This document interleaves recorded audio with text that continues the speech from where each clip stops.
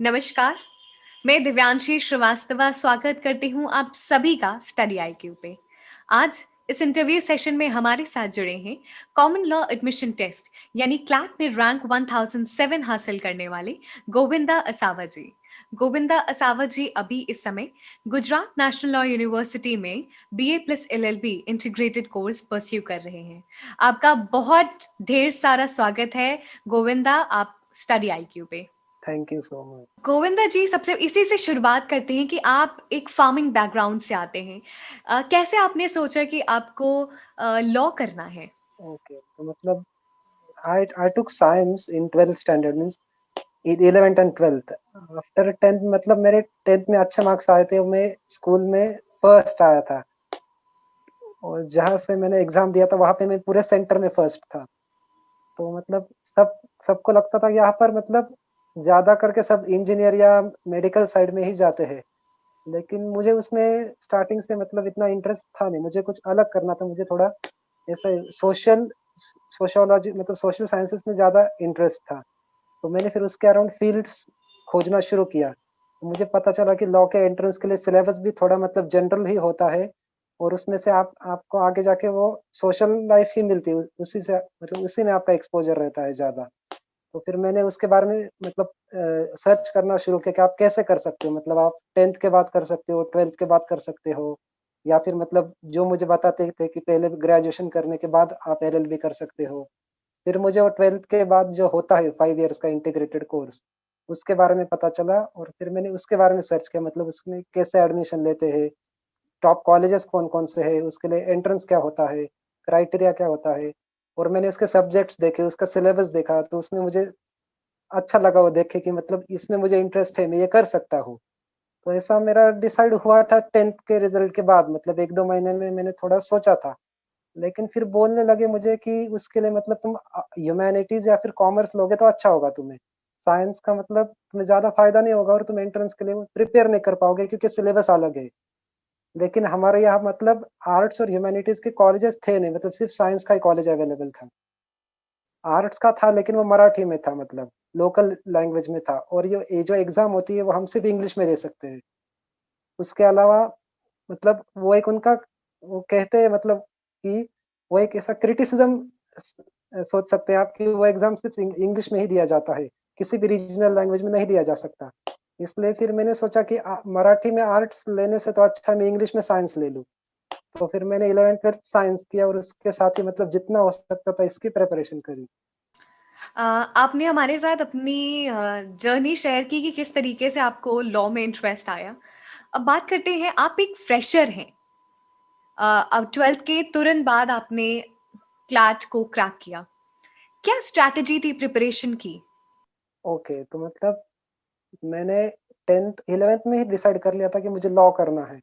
तो फिर मैं 11th में मतलब ऐसे लड़कों के मतलब जिन्होंने मार्क्स टॉप किया है उस एग्ज़ाम में, उनके इंटरव्यूज़ देखता था, उन्होंने कैसे प्रिपरेशन की वो सब। स्टडी आईक्यू पे भी मतलब 1-2 इंटरव्यूज़ थे, मतलब 2018 टॉपर्स के, 19 टॉपर्स के और मतलब 2-4 साइट है, उस पे भी इंटरव्यूज़ थे, मैं वो देखता था। उन्होंने कैसे किया, मतलब कोचिंग की आवश्यकता है या नहीं है। और फिर मैंने 2-4 मतलब जो कॉमन बुक्स थी वो मँगवाई 11th में, क्योंकि थोड़ा कम होता है प्रेशर 11th में। तो उसी फिर तभी मैंने स्टार्ट कर दिया था मतलब बेसिक्स पढ़ना। और फिर मैंने 12th में जाकर मैंने सेकंड हाफ में फिर एक ऑनलाइन कोचिंग लगाई थी लीगल एज की, क्लैट गोल्ड करके। क्योंकि वो पैटर्न चेंज हो गया था और मतलब नवंबर 2019 में उन्होंने पैटर्न चेंज कर दिया था। तो थोड़ा उसमें डिफरेंस आया तो मतलब मुझे लगा अभी इतना जो पढ़ा है उसका कुछ फ़ायदा होगा, नहीं होगा। इसलिए फिर मैंने आगे जाके थोड़ा कोचिंग लगाई, फिर उनका मटेरियल और वो सब फ़ॉलो करता गया और जितना टाइम मिलता था उतना देता गया उसको। और लॉकडाउन की वज़ह से मतलब अच्छा होगा, हमें 4-5 मंथ्स एक्स्ट्रा मिल गए। तो मतलब जितना 12th स्टैंडर्ड की वज़ह से हो नहीं पा रहा था प्रिपरेशन, उतना उस 5-6 मंथ में हो गया मतलब अच्छे से। आपने बात की कि आप टॉपर्स के वीडियो देखते थे और आपने फिर डिसाइड किया कि आपको कोचिंग करनी है कि नहीं। तो आप क्या जितने भी एस्पिरेंट्स हैं इस एग्ज़ाम को क्रैक करने के लिए सोच रहे हैं, क्या उन्हें कोचिंग की आवश्यकता वाक़ई है? या फिर कोई सेल्फ स्टडी से भी इस एग्ज़ाम का पैटर्न एनालाइज़ करके क्रैक कर सकता है? नहीं, ऐसा कोई मैंडेटरी नहीं, वो मतलब it depends on the individual कि उन्हें मतलब बहुत ज़्यादा मतलब बार-बार मेंटर का मोटिवेशन चाहिए, वो चाहिए सब, तो वो जॉइन कर सकते हैं। लेकिन अभी मतलब 2 ईयर से इस एग्ज़ाम मतलब ये बहुत आगे आ चुका है एग्ज़ाम, मतलब पहले किसी को पता नहीं था। लेकिन अब जो कंडक्टिंग बॉडी है इस एग्ज़ाम की, क्लैट कंसोर्शियम, वो खुद भी मतलब उन्होंने भी इस साल हमारे लिए सैंपल वीडियोज़ डाले कि एग्ज़ाम में प्रिपरेशन कैसे करना है। उन्होंने हमें सैंपल पेपर्स दिए। वो भी हमें बहुत ज़्यादा हेल्प करते थे कि उनका भी यही गोल था कि मतलब जो बच्चे कोचिंग नहीं अफ़ोर्ड कर सकते, उन्हें भी इससे फ़ायदा हो। और अभी मतलब इतने सारे प्रो बोनो इंस्टीट्यूट्स हैं, मतलब जो नेशनल और यूनिवर्सिटीज़ है, वहाँ के स्टूडेंट्स जो वहाँ पढ़ रहे हैं, वो भी मतलब खुद भी बच्चों को गाइड करते हैं, तो आप वो भी देख सकते हैं। हमारे कॉलेज में भी मतलब मैं उस बॉडी का पार्ट नहीं हूँ, लेकिन एसिंक्लैट बोलकर एक उन्होंने मतलब जेएनएलयू के एलुमनी ने एक निकाला है, तो वो खुद मतलब बच्चों को पढ़ाते हैं। तो आप वैसा देख सकते हैं और फिर आप नहीं तो फिर आप यूट्यूब पर भी जा सकते हैं, वहाँ पर भी बहुत सारा मटेरियल फ्री में अवेलेबल है। सिर्फ़ आपको उसमें सॉर्ट आउट करना है कि आपको करना क्या है, नहीं तो फिर आप इंटरनेट पॉल्यूशन मतलब उसको इतना मटेरियल हो जाएगा, आप मतलब आप फिगर आउट नहीं कर पाओगे आपको करना क्या है। तो ये ज़रूरी नहीं है कि मतलब कोचिंग क्लासेस जॉइन करने से ही आपका एग्ज़ाम क्लियर होगा। आप अपनी खुद से भी प्रिपरेशन कर सकते हैं ऑनलाइन सोर्सेज़ के थ्रू। अ, अब हम आगे चलते हैं और बात करते हैं जो क्लैट का पेपर रहता है उसके पैटर्न पे। तो English, logical, legal reasoning, quantitative techniques, current affairs, तो इन सब को अलग-अलग तरीके से आपने कैसे तैयारी की? ओके, तो इंग्लिश में मतलब 2 पार्ट्स होते हैं प्राइमरीली, एक कॉम्प्रिहेंशन और दूसरा ग्रामर और वोकैब्युलरी भी आप कंसीडर कर सकते हैं उसमें। तो कॉम्प्रिहेंशन के लिए तो मतलब मैं न्यूज़पेपर्स पढ़ता था, मैंने अपनी इंग्लिश इम्प्रूव की उसके लिए। वोकैब्युलरी और कॉम्प्रिहेंशन मैंने साथ-साथ किया और ग्रामर के लिए आप कोई भी स्टैंडर्ड बुक ले सकते हैं, मतलब जैसे वेनन मार्टिन हो गया, उससे आप थ्योरी पढ़ सकते हैं और प्रैक्टिस के लिए आर.एस. अग्रवाल या फिर वो इंग्लिश इज़ ईज़ी करके एक बुक है, वो मैंने रेफ़र की थी। तो मतलब ग्रामर आप थ्योरी पढ़ सकते हैं और आप उसे इम्प्लीमेंट कीजिए मतलब। जब आप न्यूज़पेपर पढ़ते हैं तो उसमें देखिए कि ये सेंटेंस पास्ट टेंस में है या प्रेज़ेंट टेंस में है। इस सेंटेंस में ये वर्ब क्यों इस्तेमाल किया, ये एक्टिव वॉइस में है या पैसिव वॉइस में है। तो उसके थ्रू जैसा आप मतलब इम्प्लीमेंट करेंगे तो ही आप इंग्लिश ग्रामर को पिकअप कर पाएँगे, नहीं तो आप भूल जाएँगे थ्योरी जितना पढ़ोगे। तो मतलब मैं ग्रामर जितना पढ़ता था वो देखता रहता था जब पढ़ता हूँ तो मतलब वो कैसे इसका यूज़ किया है सेंटेंसेस में वो और वोकैब्युलरी के लिए दिन के 10 वर्ड्स, 15 वर्ड्स न्यूज़पेपर में से जो हमें डिफरेंट वर्ड्स पता चलते हैं वो नोट डाउन करता था, उसका मीनिंग लिखता था और उसको रिवाइज़ करता रहता था मतलब अकॉर्डिंगली 1 हफ्ते के 1 हफ्ते के पूरे वर्ड संडे को रिवाइज़ कर लिए, फिर पूरे मंथ के, ऐसा और कॉम्प्रिहेंशन आप रोज़ का 2-3 पैसेज सॉल्व कीजिए, फिर वो आपका डे बाय डे इम्प्रूव होता रहेगा मतलब उसमें कंसिस्टेंसी चाहिए इंग्लिश। ये तो बात रही इंग्लिश की, फिर आपने लॉजिकल, लीगल रीजनिंग को कैसे अप्रोच किया? तो जो नया पैटर्न था, तो उन्होंने उसमें क्या किया, उसमें लीगल रीज़निंग की जगह मतलब हम उसको लीगल कॉम्प्रिहेंशन भी बोल सकते हैं, मतलब उसका हिडन मीनिंग यही है क्योंकि वो क्या करते हैं, लीगल सोशियो लीगल इश्यूज़ पर पैसेज न्यूज़पेपर में से या फिर कहीं से भी उसको पिक पिक करके आपको डाल देते हैं, एक सिचुएशन दे देते हैं, ये ऐसा-ऐसा है। मतलब अभी अगर हम वो लेते हैं कि एक केस हुआ था विनीता शर्मा वर्सेस राकेश शर्मा, उसमें डॉटर्स को को-पार्सनरी राइट्स मिले थे। तो फिर वो आपको सिचुएशन दे देंगे कि ऐसा पैसेज है, सुप्रीम कोर्ट ने ये कहा है। तो उसपे वो आपको क्वेश्चन देंगे कि ए एक लड़की है और बी उसके पिता है, तो उनके ऐसे-ऐसे डेथ हो गई, तो is she liable for is can she inherit the property from her father? तो आपको पैसेज के ऊपर जो इन्फॉर्मेशन दी है, उसके थ्रू आपको आंसर करना पड़ता है। मतलब आपका एनालिसिस करना पड़ता है कि मतलब अगर आप जज होते, तो आप इस केस में क्या देते? क्या रूल करते?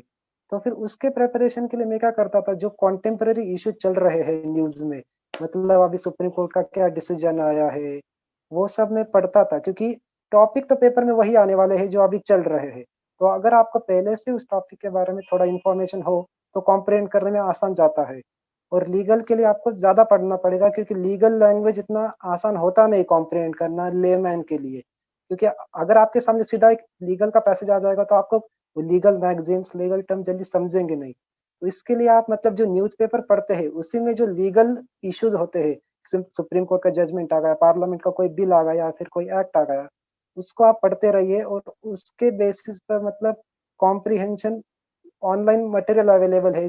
बहुत सारा वो आपको क्वेश्चंस देते हैं, मतलब पैसेज देके उस पे क्वेश्चंस किस टाइप के आते हैं, तो आप वो सॉल्व कर सकते हैं और उसी के थ्रू आपका लीगल इम्प्रूव होगा।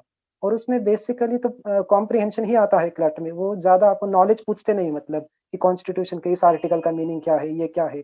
वो आपको मतलब बहुत ही थोड़ा पार्ट होगा उसमें, कि अगर सुप्रीम कोर्ट का कोई डिसीजन आया है, उसमें कोई आर्टिकल बहुत ज़्यादा हाइलाइट हुआ है, कि मतलब सुप्रीम कोर्ट ने आर्टिकल 142 के पावर्स के थ्रू जजमेंट दिया, तो आपको पूछ सकते हैं कि आर्टिकल 142 क्या है?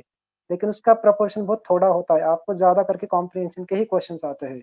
और उसके लिए आप मतलब contemporary social legal issues follow कीजिए। जो 2-4 वेबसाइट्स हैं, मतलब live law, bar and bench, उसपे आर्टिकल्स आते हैं, एमिनेंट ज्यूरिस्ट्स के व्यूज़ आते हैं, ओपिनियंस आते हैं। आप वो पढ़ सकते हैं। उसके थ्रू आपको मतलब कॉम्प्रिहेंशन में हेल्प होगी उसकी।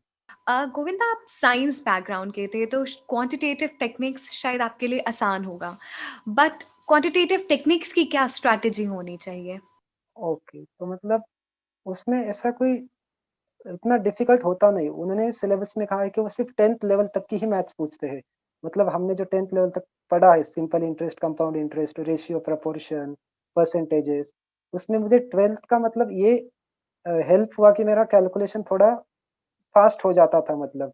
वैसे मतलब 11th-12th का उसमें कुछ सिलेबस था नहीं, क्योंकि साइंस में वो सब आपको अलग ही होता है, मतलब जो स्टैटिस्टिक्स ज़्यादा होता है, मतलब ट्रिग्नोमेट्री एंड डेरिवेशंस, इंटीग्रेशन, वो कुछ आता नहीं है, उसमें सिर्फ़ 10th लेवल तक का ही आता है। ले लेकिन अगर आपका मैथ्स नहीं है आपके पास, लेकिन 10th तक तो सबने मैथ्स पढ़ा ही होता है, सिर्फ़ उसके थोड़े आगे का लेवल लेवल रहता है उसका, जो एग्ज़ाम में आता है। तो आप उसके लिए कोई स्टैंडर्ड बुक ले सकते हैं, मतलब मैंने जो रेफ़र की थी वो quantitative aptitude by R S. Agarwal थी। तो उसमें उन्होंने पूरे कॉन्सेप्ट्स और सब फ़ॉर्मूलाज़ और वो सब दिया है अच्छे से। तो आप उसपे रोज़ थोड़ा-थोड़ा एक-एक टॉपिक उठा के उसपे 5-10 एग्ज़ाम्पल सॉल्व करेंगे तो अच्छा हो जाएगा। ले मेरे मेरी 11th-12th में मैथ्स थी, तो मुझे सिर्फ़ इतना एडवांटेज था कि मैं नंबर्स के साथ अच्छा था और मेरा कैलकुलेशन थोड़ा जल्दी हो जाता था। लेकिन ये कोई मतलब डिसएडवांटेज नहीं है कि अगर आपने मैथ्स नहीं ली है तो आपको मतलब बहुत ज़्यादा डिफ़िकल्ट रहेगा वो। और इस बार जो उन्होंने पैटर्न चेंज किया था, जो क्वांटिटेटिव टेक्निक्स बोला है उसमें, उसमें बेसिकली क्या होता है, उसमें सिर्फ़ डेटा इंटरप्रिटेशन होता है। वो आपके सामने कोई ग्राफ रख देंगे, कोई पाई चार्ट रख देंगे या फिर कोई डायग्राम रख देंगे और उसके ऊपर क्वेश्चन पूछेंगे। तो उसके लिए आपको मतलब वो डायग्राम समझना बहुत ज़्यादा ज़रूरी है। आपका ऑब्ज़र्वेशन उतना अच्छा होना चाहिए, क्योंकि डेटा पूरा दिया रहता है। हमको सिर्फ़ उसे इम्प्लीमेंट करके सॉल्व करना होता है। उसके लिए आपके कॉन्सेप्ट्स जो रहते हैं मैथ्स के, मतलब परसेंटेज हो गया, प्रॉफिट लॉस हो गया, उसमें आप अच्छा होना चाहिए और आपके फ़ॉर्मूलाज़ और वो सब आपको पता होना चाहिए। तो वो आप प्रैक्टिस से कर सकते हैं, मतलब उसमें ऐसा कोई डिसएडवांटेज नहीं है कि अगर आपका 11th-12th में मैथमेटिक्स नहीं है तो आपको कुछ डिफ़िकल्ट जाएगा एग्ज़ाम में। अब हम बात करते हैं करंट अफेयर्स की नए पैटर्न में, तो उसकी क्या स्ट्रैटेजी होनी चाहिए? ओके, तो नए पैटर्न में मतलब पहले कैसा था, वो सीधा क्वेश्चंस पूछते थे, मतलब वन लाइनर पूछते थे कि मतलब what is the capital of India, ऐसा पूछ लेंगे। लेकिन इस बार उन्होंने क्या किया था, मतलब वो एक पैसेज दे देते थे। वो मतलब कॉन्टेम्परेरी इश्यूज़ पे, मतलब कोई भी, अगर अभी यूएस में इलेक्शंस हुए हैं, तो उसके ऊपर जो भी न्यूज़, मतलब कौन से भी न्यूज़ आर्टिकल में कोई दिया है, तो वो न्यूज़ आर्टिकल उठा लेंगे। उसमें मतलब उसमें से बीच में जो फैक्ट्स होते हैं उसको हटा देंगे और वहाँ पे ब्लैंक डाल देंगे और उसी पे आप क्वेश्चन पूछेंगे कि dash dash won the election of United states, ऐसा पूछेंगे। तो उसमें मतलब एक पैसेज दिया रहता है, उसपे 5-6 क्वेश्चन होते हैं। तो उसका एडवांटेज ये है कि वो पैसेज तो एक ही टॉपिक से रिलेटेड रहेगा। तो अगर आपको टॉपिक पता है तो आप बिना पैसेज पढ़े ही सीधा आंसर दे सकते हैं, और एक अगर आपको कोई टॉपिक अच्छे से आता है तो सीधा आपके 5 मार्क्स आ जाएँगे। मतलब आपको अगर वो टॉपिक आप अच्छे से जानते हो तो आपको सीधा 5 मार्क्स मिल जाएँगे। पहले कैसा था कि पहले वन लाइनर क्वेश्चन्स थे, तो मतलब कोई कोई क्वेश्चन किसी से रिलेटेड नहीं होता था। लेकिन अब टॉपिक बेस्ड आता है, तो मतलब जो टॉपिक है उसी के ऊपर आपको 5-6 क्वेश्चन्स रहेंगे। तो मतलब आप जो न्यूज़पेपर पढ़ते हैं उसका आपको वापस यहाँ पे फ़ायदा हो जाएगा, कि वो टॉपिक के रिलेटेड ही पूछते हैं। और टॉपिक के रिलेटेड आपको इंडिया का कॉन्टेक्स्ट में पूछ सकते हैं कि यूएस में इलेक्शन हुआ तो इंडिया के प्रेसिडेंट कौन है? ऐसा सब कुछ। तो आप जब न्यूज़पेपर पढ़ते हैं तो आपको कनेक्शन आना चाहिए जॉइन करना। यूएस के प्रेसिडेंट यूएस के प्रेसिडेंट के पावर्स क्या है? इंडिया के प्रेसिडेंट के पावर्स क्या है? इंडिया में कौन-सी फॉर्म ऑफ डेमोक्रेसी है? यूएस में कौन-सी फॉर्म ऑफ डेमोक्रेसी है? अगर आप एक कनेक्शंस एस्टेब्लिश कर पाएँगे, तो आपके लिए करंट अफेयर्स बहुत ईज़ी हो जाएगा। इसके लिए आपको न्यूज़पेपर रेगुलर पढ़ना बहुत ज़्यादा ज़रूरी है। अ, और पेपर का एक और important part logical reasoning. Okay, तो लॉजिकल रीजनिंग में जब से पैटर्न चेंज हुआ तो वो ज़्यादा कर कर क्रिटिकल रीजनिंग पूछते हैं। उसमें लॉजिकल रीजनिंग में 2 पार्ट्स होते हैं प्राइमरीली, एक होता है क्रिटिकल रीजनिंग और एक एनालिटिकल रीजनिंग। तो जब से पैटर्न चेंज हुआ है तब से वो क्रिटिकल रीजनिंग ज़्यादा पूछ रहे हैं। तो उसमें क्या होता है, आपके सामने एक पैसेज दिया रहता है, तो आपको एनालाइज़ करना पड़ता है, मतलब क्रिटिकली एनालाइज़ करना पड़ता है कि अगर ये स्टेटमेंट है इस पैसेज में, तो ये स्टेटमेंट इस पैसेज के आर्गुमेंट को स्ट्रेंथन करता है या वीकन करता है। अगर ये स्टेटमेंट इस पैसेज में नहीं होता तो क्या होता? और अगर इस स्टेटमेंट को हम बदल दें, इसको निजेट कर देंगे तो आपके कन्क्लूज़न पे क्या असर होगा? तो वो सब उसमें आता है लॉजिकल रीज़निंग में। तो उसके लिए भी आप मतलब वो जो पैटर्न था क्रिटिकल रीज़निंग का, उन्होंने वो जीमैट करके एक इंटरनेशनल लेवल का एग्ज़ाम होता है, वहाँ से बोरो किया था। तो आप बेसिक्स के लिए तो उनके मतलब जनरली आप पहले ऑनलाइन सर्च कीजिए, उसपे थोड़े ट्रिक्स एंड टिप्स देखिए कि आपको कैसे पढ़ना चाहिए, आपको कौन से टॉपिक पे ज़्यादा फ़ोकस करना चाहिए, मतलब आर्गुमेंट क्या है पैसेज का कंक्लूजन क्या है, पैसेज में उन्होंने असम्पशन्स क्या-क्या लिए हैं, उस पे फ़ोकस कीजिए और प्रैक्टिस कीजिए। और जब आपका थोड़ा मतलब उससे पकड़ बन जाएगी, तो आप जो जीमैट के जो क्वेश्चन पेपर्स होते हैं प्रीवियस ईयर, वो आप फ़ॉलो कर सकते हैं क्योंकि उनका लेवल थोड़ा ज़्यादा होता है, तो मतलब आप वो कर लेंगे तो आपको ये थोड़ा आसान रहेगा। और प्राइमरीली मतलब 50 टू 60% तो क्रिटिकल रीज़निंग ही रहता है, लेकिन वो थोड़ा बहुत एनालिटिकल रीज़निंग भी पूछ लेते हैं।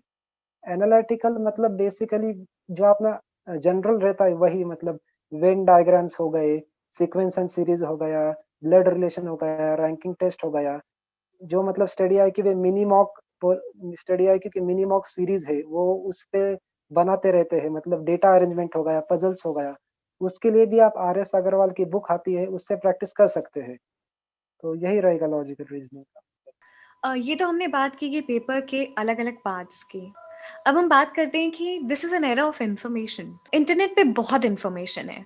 तो जो भी एस्पिरेंट्स हैं, स्टूडेंट्स हैं, इस एग्ज़ाम को टारगेट कर रहे हैं, उनको किस तरीके से अपने रिसोर्सेज़ को मिनिमाइज़ रख के स्ट्रैटेजिकली अपनी तैयारी के साथ आगे बढ़ना चाहिए? ओके, तो पहले तो मतलब रिसोर्सेज़ में जीके के लिए हम बहुत ज़्यादा कन्फ्यूज़ हो जाते हैं कि न्यूज़पेपर तो एक हो गया सोर्स, लेकिन newspaper is not complete source. आपको 2-3 वेबसाइट्स भी फ़ॉलो करनी पड़ेगी। तो आप कोई भी स्टैंडर्ड वेबसाइट्स चूज़ कर सकते हैं, मतलब स्टडी आई क्यू के जो वीडियोज़ आते हैं, वो आप देख सकते हैं, उसके पीडीएफ अपलोड होते हैं टेलीग्राम चैनल पे, वो आप एक सोर्स रेफ़र कर सकते हैं। या फिर जीके टुडे है, अफेयर्स क्लाउड है। ऐसे आप 3 से 4 सोर्स डिसाइड कर सकते हैं, मतलब न्यूज़पेपर एक हो गया, यूट्यूब के वीडियोज़ एक हो गया, जीके टुडे एक हो गया, अफेयर्स क्लाउड एक हो गया और उसके थ्रू आप अपना टॉपिक वाइज़ नोट्स बना के लिख सकते हैं। मतलब आपको ऐसा नहीं कि आपको 15-20 सोर्सेस रेफर करने हैं जीके के लिए, वैसा भी नहीं। और अगर आपको थोड़ा डेप्थ में पढ़ना है तो जो आईएएस के होते हैं नोट्स, मतलब अ, जैसे दृष्टि आईएएस हो गया, विजन आईएएस हो गया, उनके जो नोट्स होते हैं तो वो टॉपिक वाइज़ आप उसको रेफर कर सकते हैं, कि अगर आपको किसी भी टॉपिक के लिए थोड़ा डेप्थ में पढ़ना है, तो आप वो देख सकते हैं। लेकिन उसमें भी आप थोड़ा लिमिट कीजिए, मतलब आईएएस डालेंगे तो बहुत कुछ मिल जाएगा। लेकिन जो स्टैंडर्ड है, मतलब स्टडी आईक्यू हो गया, दृष्टि आईएएस हो गया या फिर बायजूस के जो 1-2 वेबसाइट्स है, तो वहाँ से आप जीके पढ़ सकते हैं, मतलब थोड़ा बहुत चाहिए तो। लेकिन आपका प्राइमरी सोर्स न्यूज़पेपर ही रहेगा। मतलब पहले 1-2 महीने आप रिसर्च कर सकते हैं कि आपको कौन-सी वेबसाइट से ज़्यादा हेल्प मिलती है, तो आप वो देख सकते हैं। लेकिन मतलब आप एक फाइनल कर लीजिए, क्योंकि आप ज़्यादा देखेंगे तो आप उसमें डूबते ही चले जाएँगे, क्योंकि इंटरनेट पे बहुत ज़्यादा इन्फॉर्मेशन अवेलेबल है, इट इज़ अ ओशन। तो अगर आप कुछ भी रैंडमली उठाएँगे तो आपका सिर्फ टाइम वेस्ट होगा और आप ज़्यादा कन्फ्यूज़ होंगे। आप सिर्फ इंटरनेट पॉल्यूशन का शिकार होते रहेंगे फिर। तो आप मतलब इंग्लिश के लिए 2-3 वेबसाइट्स ढूँढ लीजिए और इंटरनेट का थोड़ा कम इस्तेमाल कीजिए। आप कोई भी स्टैंडर्ड बुक्स के थ्रू जा सकते हैं, तो आपको मतलब थोड़ा कम आपका टाइम पास होगा और आप जो आपको मतलब किसी आंसर पता नहीं चला, तो आप इंटरनेट का रेफ़र कर सकते हैं। ऐसा नहीं कि आप अपना पूरा प्रिपरेशन इंटरनेट के भरोसे करें। आप जब स्टैंडर्ड बुक्स आपके पास होगी, तो आपको मतलब अपने आप डायरेक्शन मिल जाएगी। तो इंटरनेट का आपको ज़्यादा इस्तेमाल करने की ज़रूरत नहीं पड़ेगी। कितना ज़रूरी है एग्ज़ाम से पहले मॉक टेस्ट देना? ओके, वो तो मतलब बाकी के एग्ज़ाम्स के लिए तो भी ठीक है, लेकिन इसके लिए मॉक्स तो बहुत ज़्यादा इम्पोर्टेंट होते हैं। तो मैंने टोटल मैंने सिर्फ़ 30 से 40 मॉक्स दिए थे एग्ज़ाम के पहले। जो पैटर्न था, उसमें भी मतलब वो हम कंसोर्शियम ने भी 5-6 मॉक्स अपलोड किए थे। वो भी मैंने दिए थे, क्योंकि मॉक्स से तो इसका सिलेबस तो देखो जनरल है। आप तो मतलब इंग्लिश के लिए कॉम्प्रिहेंशन कितना ही पढ़ोगे, आपको पता कैसे चलेगा कि मुझे आता है या नहीं आता है। उसके लिए आपको टाइम बाउंड मैनर में मॉक्स देना बहुत ज़रूरी है। उससे आपको पता चलता है कि आपके वीकनेसेस क्या है, स्ट्रेंथ्स क्या है। आप उस टाइम में पेपर सॉल्व कर पाते हैं या नहीं कर पाते हैं, और उससे आपको पता चलता है कि पहले कौन-सा सेक्शन सॉल्व करना है। तो मतलब आप मॉक्स तो आप 2-3 महीने के प्रिपरेशन के साथ ही शुरू कर दीजिए। मतलब ऐसा नहीं कि मेरे जब तक मेरा पूरा सिलेबस खत्म नहीं होता है, मुझे सब कुछ आता नहीं है, तब तक मैं मॉक्स नहीं दूँगा।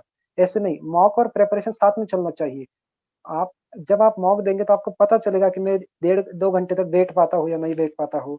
मुझे मतलब सर्कल करने में कितना टाइम जाता है, मुझे ढूँढने में कितना टाइम जाता है। तो आप मॉक्स प्रिपरेशन के साथ-साथ ही दीजिए। मतलब पहले कैसा 2-3 महीने आप थोड़ा पढ़ सकते हैं, फिर उसके बाद महीने में 1-2 मॉक, फिर बाद में 2-4 मॉक, महीने में 3-4 मॉक, फिर 10 मॉक्स, फिर 15 मॉक्स, फिर वीक में 2-3 मॉक्स, फिर लास्ट में आप आफ्टर कॉन्सेक्यूटिव डेज़ मॉक्स दे सकते हैं। और उसका एनालिसिस अपने पास रखिए कि इस मॉक में मैंने क्या गलती की थी, दूसरे मॉक में मैंने क्या गलती की थी, मैंने कहाँ पे क्या गलती की, और उसे नोट डाउन करके रखिए। और हर मॉक से पहले आप उसे पढ़ सकते हैं कि मैंने ये गलतियाँ की थी, अब मैं इस मॉक में ये गलतियाँ वापस नहीं करूँगा। और मॉक का स्कोर ज़्यादा मैटर करता नहीं है, मतलब वो आपको ऐसा नहीं है कि आपका हर बार स्कोर अच्छा ही आएगा। कभी मॉक हार्ड रहा तो कम भी आ सकता है। आप अपना रैंक पे ज़्यादा फ़ोकस कीजिए उसमें, क्योंकि हमें स्कोर नहीं चाहिए, हमें सिर्फ़ रैंक चाहिए, हमें सिर्फ़ दूसरों से ज़्यादा अच्छा करना है। तो मॉक्स देना बहुत इम्पोर्टेंट है, और आप उसको स्टार्टिंग से ही शुरू कर दीजिए मॉक्स देना मतलब। स्टार्टिंग से मॉक देना, मॉक टेस्ट देना ज़रूरी है और अपने आप को टाइम टाइम पे एनालाइज करना ये और भी ज़रूरी है। बहुत बहुत धन्यवाद गोविंदा, हमारे साथ आज स्टडी आईक्यू के इस इंटरव्यू सेशन में जुड़ने के लिए। आपने जैसे कहा कि कुछ साल पहले आपने देखा था स्टडी आईक्यू पे कुछ टॉपर्स के वीडियो जिन्होंने क्लैट क्लियर किया था। मुझे लगता है बहुत सारे एस्पिरेंट स्टूडेंट्स आज आपके वीडियो को देखेंगे और आपसे इंस्पायर होंगे, आपकी स्ट्रैटेजी को फॉलो करेंगे। तो बहुत ढेर सारा धन्यवाद एक बार फिर गोविंदा आपको, और आपके आने वाले जीवन के लिए ढेर सारी शुभकामनाएं। हम उम्मीद करते हैं आप भविष्य में एक बहुत ही अच्छे लॉयर बनेंगे। बहुत बहुत धन्यवाद। Okay, thank you so much.